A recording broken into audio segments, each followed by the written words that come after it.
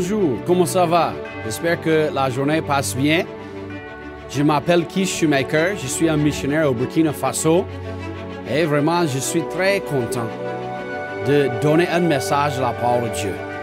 Nous voulons regarder aujourd'hui à 1 Corinthiens chapitre 3 et verset 10. La Bible a dit ici, selon la grâce de Dieu qui m'a été donnée, j'ai posé le fondement comme un sage architecte et un autre bâti dessus, mais que chacun prenne garde comme il a bâti dessus. Nous regardons et nous voyons ici que c'est l'apôtre Paul qui est en train de parler. L'apôtre Paul est en train de parler de notre travail en tant que chrétien. Il est en train de parler de ce que Dieu il veut faire par notre vie. L'apôtre Paul ici a dit, la première chose que nous voulons voir ici, il a dit qu'il est un sage architecte. Ça veut dire que l'apôtre Paul, vraiment, il a posé le fondement. Et nous voulons regarder à un autre verset ici, en Éphésiens chapitre 2 et verset 20. Étant édifié sur le fondement des apôtres et des prophètes, dont Jésus-Christ est la pierre angulaire. Ça veut dire que et sur le fondement, quoi? Le fondement des apôtres et des prophètes, dont Jésus-Christ est la pierre angulaire. Aujourd'hui, nous avons des prophètes, nous avons des gens qui professent d'être des prophètes, qui professent d'avoir des différentes révélations, qui professent de connaître les autres choses, mais la Bible est un peu claire ici. Il a dit, étant édifié sur quoi? Le fondement de quoi? Des apôtres et des prophètes, dont Jésus-Christ est la pierre angulaire. Comme ça, nous voyons ici avec ce passage que Jésus-Christ est la pierre angulaire. Ça veut dire la pierre angulaire, c'était une pierre qui était très importante dans la construction. À Jérusalem et dans les autres territoires là-bas, le terrain n'est pas plat. Ça monte, ça descend, ça monte, ça descend. C'est des choses comme ça qui passent. Comme ça, si quelqu'un à ce moment a voulu construire une maison, qu'est-ce qu'ils ont fait? Ils ont essayé de chercher une pierre. Et ils ont appelé ça la pierre angulaire. La force du bâtiment, la force du bâtiment est venue de la pierre angulaire. Et à ce moment, ils ont continué avec le reste des fondements. Comme ça, nous avons un exemple que Jésus est la pierre angulaire. Ça signifie que c'est celui qui est le plus important. Mais aussi, nous avons quoi? La fondation de qui? La fondation des apôtres et la fondation des prophètes et des apôtres. Ça veut dire que la fondation que nous avons, certainement Jésus-Christ est la pierre angulaire, mais lorsqu'il a parlé des apôtres et des prophètes, qu'est-ce qu'il est en train de parler? Il parle de la parole de Dieu. Aujourd'hui, par la grâce de Dieu, nous avons la parole de Dieu. Et ce que je suis en train de donner, ce n'est pas mes pensées, ce n'est pas ce que je crois seulement, c'est ce que Dieu a donné dans sa parole. Depuis que j'ai commencé de prêcher, j'avais un seul désir, et ça c'est pour donner ce que Dieu a donné dans la parole de Dieu. Moi-même, je n'ai jamais gagné une autre révélation de Dieu. Je n'ai jamais gagné une vision dans la nuit. Mais qu'est-ce que moi-même je gagne? Je cherche, tous les jours dans la parole de Dieu. Je lis la parole, j'étudie la parole de Dieu, je cherche à prêcher la parole de Dieu. Pourquoi? Parce que ça, c'est déjà le fondement. Le fondement est déjà placé. Quel est mon travail? Quel est ton travail? Ça, c'est pour construire sur la fondation. La fondation est déjà terminée. Il y a les autres aujourd'hui, ils sont en train de chercher des autres révélations. J'entends souvent que les gens disent qu'il y a un homme dans cette église qui est un prophète, il est en train de prophétiser. Et vraiment, parfois, il y a des gens qui sont en train de donner des prophéties et les prophéties ne viennent pas. Si nous regardons certains passages dans l'Ancien Testament, si un homme a donné une prophétie et ça ne vient pas, c'est bon de le tuer. J'ai expliqué que si nous commençons à faire ça au Burkina Faso, tous les hommes qui commencent disent qu'ils ont une prophétie et ça ne vient pas, si nous avons tué un ou deux, ça va arrêter tous les autres rapidement. Ça va être terminé rapidement. Les gens ne veulent pas continuer. Pourquoi? Parce qu'ils doivent avoir peur. Un vrai prophète n'a pas peur. Mais les gens qui veulent tromper les autres, ils ont peur parfois. Mais nous voyons le travail de Paul. Le travail de Paul était quoi? De donner la fondation. L'apôtre Paul, lorsqu'il est allé à l'église de Corinthe, il a donné une fondation à eux. Il n'a pas dit à eux de chercher une autre fondation. Non, Jésus-Christ est suffisamment. Ce que les prophètes ont donné, ce que l'apôtre Paul a donné, ça suffit. Il faut construire sur ça. Aujourd'hui, quel est mon travail? Ce n'est pas pour retourner à la fondation et recommencer. Non, la fondation est déjà terminée. Quel est mon travail aujourd'hui? Mon travail est de bâtir dessus ce que l'apôtre Paul, Pierre, Jacques, Jean, Marc, Matthieu, les autres ont écrit dans le Nouveau Testament et tous les prophètes de l'Ancien Testament. Ça, c'est mon travail. Nous voyons ici un autre verset, 1 Corinthiens chapitre 3, verset 11. Car personne ne peut poser d'autre fondement que celui qui a été posé, lequel est Jésus-Christ. Vraiment, c'est un bon verset. Il y a des gens qui veulent poser des autres fondations. Même il y a des autres religions. Nous avons combien de religions dans le monde? Beaucoup même. Mais Paul a dit, il n'y a pas un autre. Il n'y a pas un autre fondement. Il n'y a pas une autre fondation. Jésus-Christ a dit que je suis quoi? Le chemin, la vérité et la vie. Personne ne vient au Père que par moi. Il n'y a pas un autre. Aujourd'hui, si vous écoutez et vous êtes en train de regarder ce message, et si vous n'avez pas encore reçu Jésus-Christ comme votre sauveur, aujourd'hui, c'est le temps que vous pouvez faire. Pourquoi Jésus est venu? Pourquoi il est mort pour nous? C'est parce que nous ne pouvons pas aller au ciel sans lui. Nous avons besoin de lui. Nous avons besoin de le salut. Et c'est Jésus-Christ. C'est lui seul. C'est lui seul qui peut nous emmener au ciel. Comme ça, nous avons vu que l'apôtre Paul, il était un sage architecte, mais nous voyons ici aussi qu'il a donné un avertissement. Si nous regardons encore, et si nous regardons encore avec 1 Corinthiens 10, il a dit, selon la grâce de Dieu qui m'a été donnée, j'ai posé le fondement comme un sage architecte et un autre bâti dessus. Il a dit, mais que chacun prenne garde comment il bâtit dessus. À cause de ça, nous avons vu qu'il y a un avertissement ici. L'avertissement est que nous devrons prendre garde.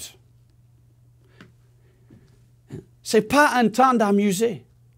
C'est pas un temps de jouer. J'aime jouer, hein. J'aime jouer avec mes enfants. J'aime jouer peut-être le football, le basket ou les autres choses. J'aime avoir un bon temps. Mais il y a trop de gens qui amusent avec Dieu. Il y a trop de gens qui amusent avec le travail de Dieu. Si quelqu'un est avec moi, normalement, nous rions beaucoup, nous amusons beaucoup l'un avec l'autre. C'est bon d'avoir un bon temps. Mais lorsque je regarde ici avec l'avertissement, il a dit il faut prendre quoi? Il faut que chacun prenne garde. Hein? Il faut faire attention. Comment nous sommes en train de construire sur... Nous sommes en train de construire sur le fondement qui était déjà posé. Je ne sais pas si vous avez vu, mais au Burkina Faso, nous avons vu plusieurs fois. Il y a des hommes qui ont essayé de construire des étages. Et ils sont venus et qu'est-ce qu'ils ont fait? Ils sont venus et ils ont utilisé pas beaucoup de ciment, beaucoup de sable, un peu de ciment. Ils ont utilisé le fer, le petit fer, ce qui n'est pas fort, ce qui n'est pas bon, ce qui ne suffit pas. Et ils ont construit un étage, deuxième étage, et ça a tombé. Il y a des maisons, il y a quelques maisons qui sont tombées, il y a quelques bâtiments qui sont tombés. Il y a même des gens qui sont morts à cause de cela. Ils ne sont pas fait ce qui est... Ils ont voulu faire un côté moins cher, mais ce n'était pas sage. Actuellement, ce n'était pas sage même. Les gens même sont morts à cause que quelqu'un qui a voulu faire quelque chose moins cher. Mais aujourd'hui, j'ai une fondation en Christ. La fondation, cette fondation est très merveilleuse. Il n'y a pas d'autre fondation qui est mieux que cela, qui est meilleure que cela. Pas même un seul. À cause de ça, nous voyons ici, avec le 3e verset que nous avons vu ici, 1 Corinthiens 3, verset 11, « Car personne ne peut poser d'autre fondement que celui qui a été posé, lequel est Jésus-Christ. » Nous avons vu que l'apôtre Paul était un sage architecte. Il a vraiment fait son travail. Nous avons vu la deuxième chose, il a donné un avertissement. Chacun prenne garde comment il bâtit dessus. Troisième chose, nous avons vu qu'il y a une seule fondation. Il y a une seule fondation. Il n'y a pas deux ou trois. Si nous regardons Matthieu 7, verset 24, « Quiconque donc entend ces paroles que je dis. » Vous savez qu'il y a des gens dans ce monde aujourd'hui, ils ne veulent pas entendre, ils ne veulent pas écouter même des mots de les autres. Ils pensent déjà qu'ils savent tout. Mais il a dit ici, « Quiconque donc entend ces paroles que je dis et les met en pratique. » Je le comparais à un homme prudent qui a bâti sa maison sur le roc. Et la pluie est tombée. Et les torrents se sont débordés. Et les vents ont soufflé. Et ont fondu sur cette maison-là. Elle n'est point tombée, car elle était fondée sur le roc. Verset 26, « Mais quiconque entend ces paroles que je dis, et ne les met pas en pratique, sera comparé à un homme insensé, qui a bâti sa maison sur le sable. Et la pluie est tombée, et les torrents se sont débordés, et les vents ont soufflé, et ont fondu sur cette maison. Elle est tombée, et sa ruine a été grande. » Lorsque je regarde à ce passage, nous voyons deux types des hommes. Il y a un homme qui a bâti sa maison sur le roc. Le roc est stable. Le roc est solide. Le roc ne bouge pas. Il y a l'autre. Peut-être il est paresseux. Peut-être il a voulu sauver l'argent. Mais il a bâti sa maison sur quoi? Sur le sable. Qu'est-ce qui est passé pour lui? Le vent est venu. La pluie est venue. Et qu'est-ce qui est passé? Sa maison a tombé. Mais l'autre qui a bâti sa maison sur le roc, le vent est venu, la pluie est venue. Qu'est-ce qui est passé? Sa maison était toujours là. Quelle est la grande différence entre les deux? C'est la fondation. C'est très important pour moi. C'est très important pour vous d'avoir une bonne fondation. Je suis très content que ma fondation est solide. Et dans ce monde, les choses ne sont pas solides parfois. Vous pouvez penser que vous avez assurance ici et là-bas. Vous pouvez penser que tout va bien.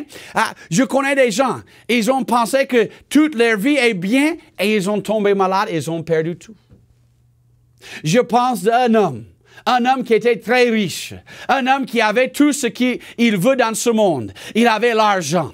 Il avait des maisons. Il avait des grandes maisons. Il avait beaucoup de voitures. Il avait des avions. Il avait des bateaux. S'il veut quelque chose, simplement, il paye ces choses. C'est tout. Il peut payer tout. Ce n'est pas difficile pour lui. Ce n'est pas même difficile. Mais un jour, il y a un ami qui est venu à sa maison, taper. Il n'est pas répondu. Il est venu encore, il est venu taper la porte. Rien. Il a appelé. Rien. Il a pensé qu'il y a un problème. Il entre dans la maison. Et lorsqu'il a entré dans la maison, il a trouvé que cet homme, il est mort. Il a regardé. Il a vu que l'homme, il a pris même sa propre vie. Un homme qui a tout l'argent qu'il veut, toutes les choses de ce monde. Ils ont trouvé un papier. Et dans le papier à côté, qu'est-ce qu'il a dit? Il a dit simplement qu'il était misérable. Il a dit que j'ai l'argent, mais je n'ai pas la paix. Je n'ai pas la joie. Je n'ai pas vraiment une raison de vivre encore. Il a dit que j'ai tout ce que ce monde peut donner et mon cœur est toujours vide. Ça, c'est le problème dans le monde. Les gens sont en train de chercher dans ce monde la joie. Ils sont en train de chercher la paix. Et toujours, après un temps, ils retournent vides. Mais je suis très content, à l'âge de 18 ans, j'ai reçu le Seigneur Jésus-Christ. Et aujourd'hui, depuis ce moment, 21 ans après, je ne suis pas vide. Je suis plein de joie. Je suis plein de paix. Et j'ai confiance que si je meurs aujourd'hui, que j'irai au ciel. Pourquoi? C'est à cause de ce que Jésus a fait pour moi. Vraiment, c'est formidable ce que nous sommes en train de voir. La fondation est qui? C'est Jésus-Christ. Nous voulons regarder ici notre verset 1 Corinthiens 3 et verset 12, que si quelqu'un bâtit sur ce fondement, avec de l'or, de l'argent, des pierres précieuses, ou du bois, du foin, du chaume, l'œuvre de chacun sera manifestée. Nous avons l'image de quoi? Nous avons l'image de Jésus-Christ, la pierre angulaire, les prophètes, le fondement, avec les apôtres, déjà posés. C'est la parole de Dieu.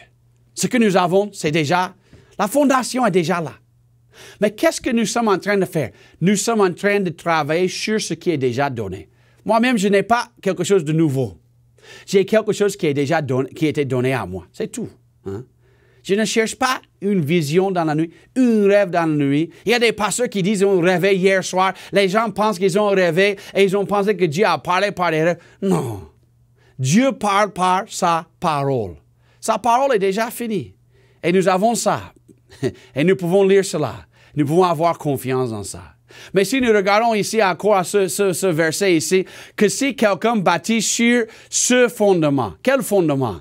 Pierre, Jésus-Christ, pierre angulaire, prophète, apôtre, avec de l'or, de l'argent et des pierres précieuses. Si vous avez l'or, c'est solide. L'argent, c'est solide. Pierres précieuses, c'est solide. Bois, foin et chaume. Il a dit ici, l'œuvre de chacun sera quoi? Manifestée. Nous voulons regarder ici avec Marc chapitre 4, verset 19. Mais les soucis de ce monde, la séduction, des richesses et les passions, pour les autres choses survenant, étouffant la parole, et elles deviennent infructueuses. Lorsque nous regardons à ça, il y a des gens qui ils veulent bâtir sur ça, mais il a des difficultés avec sa vie. La parole est donnée, mais ils sont trop concentrés sur le monde. C'est difficile. Un pied dedans et un pied dehors. Un pied avec Dieu et un pied dans le monde. C'est toujours un problème. Mais 1 Corinthiens 3, verset 13 a dit, « Car le jour la fera connaître parce qu'elle sera révélée par le feu. » Nous avons regardé avec le verset 12, quoi? Qu'il y a certaines personnes qui sont en train de construire sur le fondement avec de l'or, de l'argent et pierres précieuses. Il y a les autres qui sont en train de construire avec quoi? Paille ou bois ou quelque chose qui est comme ça.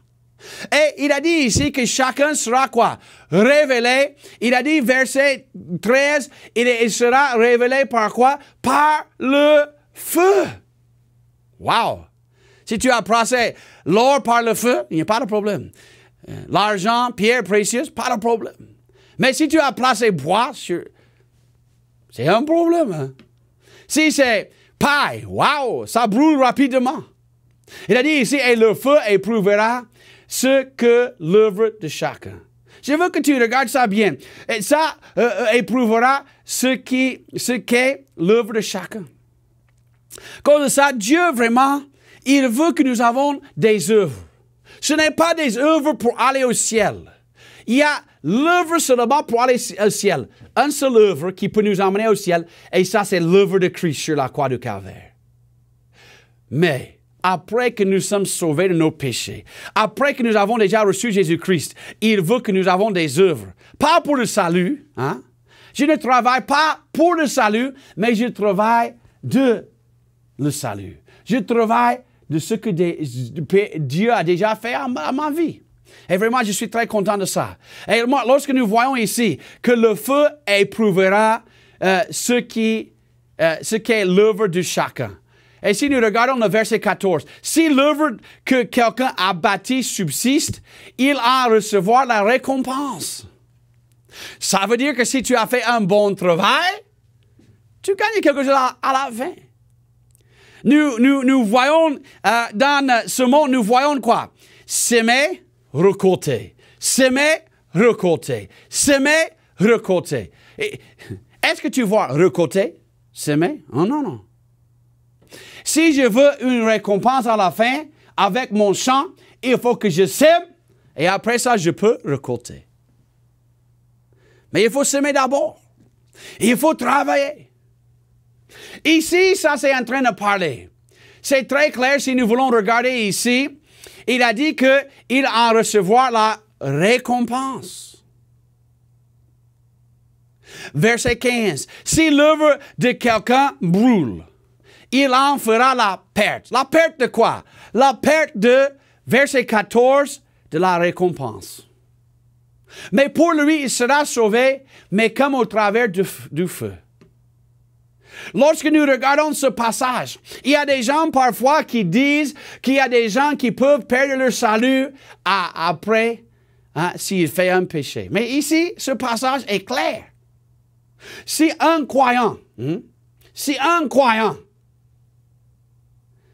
il est devant Dieu et ses œuvres passent, et ça s'est brûlé, il y a la perte. Mais ce n'est pas la perte de la vie. Parce que la Bible dit, mais pour lui, il sera sauvé comme au travers du feu. Moi-même, je veux vous encourager de travailler pour le Seigneur. Vraiment, nous avons seulement quelques jours ici sur la terre. Nous n'avons pas beaucoup des années. Vraiment, c'est difficile pour moi même pour croire que j'avais déjà quoi? J'ai 39 ans. Moi-même, je me souviens juste quelques années avant. C'est comme quelques jours que je suis allé en Afrique première fois. Le temps passe, le temps file. Je veux travailler pour le Seigneur. Je veux que le Seigneur donne beaucoup de choses. Je me souviens, nous étions allés dans un village. Nous avons fait l'œuvre là-bas. Il y a un chef qui était là-bas. Et le chef, vraiment, plusieurs fois que nous étions là-bas, il est venu. À la fin de notre parole, il a dit presque la même chose. Nous sommes contents que vous êtes là. Nous sommes contents que vous avez fait l'église. Les gens qui veulent venir, c'est bon. Il a dit simplement, je suis très content. Plusieurs fois, il a dit ça. Pour plusieurs années. Nous avons entendu qu'il était malade. Et lorsque nous avons entendu qu'il était malade, nous avons voulu donner l'évangile une autre fois à lui.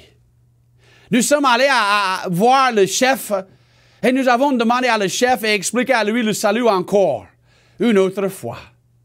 Et nous avons dit au chef que Jésus est mort pour lui. Et à la fin de terminer, il a dit presque même chose qu'avant. Il a dit quoi? Nous sommes contents. Je suis content que tu es là.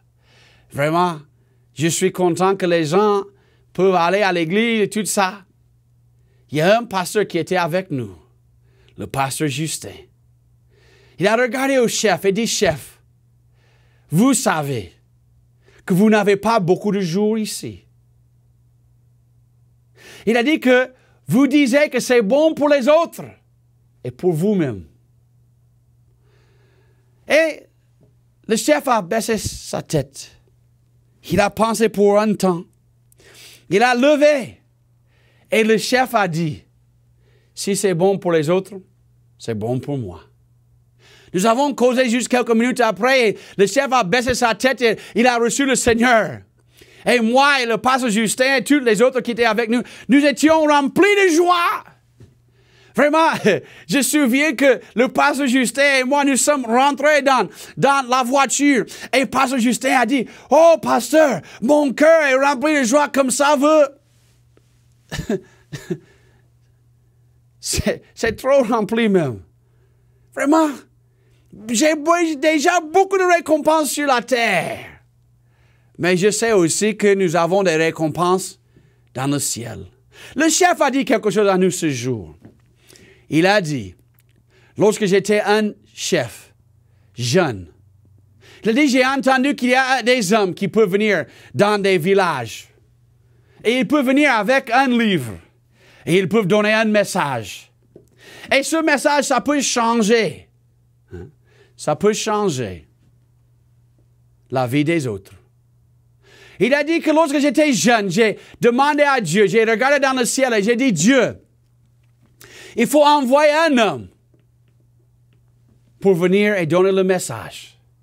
Il a dit en 2005, lorsque tu es venu et tu as ouvert la parole de Dieu, j'ai su que tu étais cet homme. Moi-même, je veux dire, les gens souvent disent que j'ai sacrifié pour venir et pour aller en Afrique pour donner l'Évangile. Mais ce n'est pas un sacrifice, c'est un honneur. Jésus-Christ était le sacrifice sur la croix. Moi-même, c'est un honneur de servir le Seigneur. Et lorsque la Bible a dit, le fondement est déjà posé, mais j'ai besoin de mettre de travail. Je suis obligé de monter des briques, et un autre vient et monte des briques, et des briques, pour achever le travail de Dieu. Aujourd'hui, nous avons besoin de faire l'œuvre de Dieu. Il n'y a pas beaucoup de temps qui reste. Peut-être Jésus revient bientôt. Peut-être aujourd'hui. Oh, peut-être la mort vient. Même si je vis jusqu'aux 80 ans, le temps file. La Bible a dit notre vie est comme vapeur, ça vient et baf, c'est fini. Aujourd'hui, si vous n'êtes pas encore sauvé par la grâce de Dieu, si vous n'avez pas assurance, si la mort vient, vous allez au ciel, il faut recevoir Jésus-Christ aujourd'hui comme votre sauveur. Il faut baisser votre tête et demander au Seigneur de vous sauver et de mettre toute votre confiance dans le Seigneur.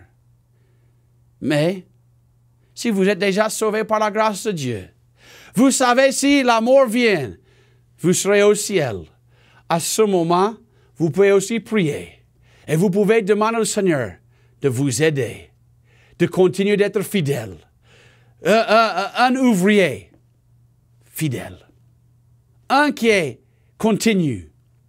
Vraiment, il y a beaucoup de choses à faire dans ce monde.